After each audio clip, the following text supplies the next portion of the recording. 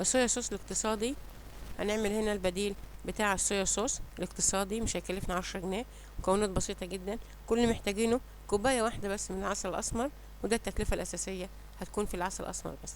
هنعوز هنا نص كوباية من المية الدافية، وهنضيف عليها معلقة كبيرة من الزيت، وهنضيف عليهم معلقة كبيرة من الخل، وهنضيف معلقة صغيرة من الملح، وعندنا معلقة صغيرة برضو من السكر، ونص معلقة صغيرة من الفلفل الأسمر، ومعانا نص معلقة صغيرة من الجنزبيل المطحون البودر. كل المكونات ديت مع المية الدافية، وهنخلطهم كويس ونمزجهم كويس، يبقى خليط واحد علشان يبقى سهل علينا نخلطهم مع العسل الأسمر.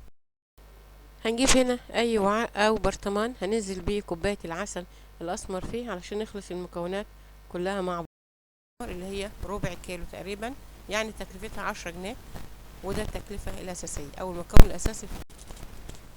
وهنضيف عليه على العسل الأسمر المكونات اللي احنا ضفناها على المية ودوبناها فيها، هننزل بيهم على العسل الأسمر، وخلاص هنخلط كل المكونات ديت مع بعض ونحاول نمزجهم كويس.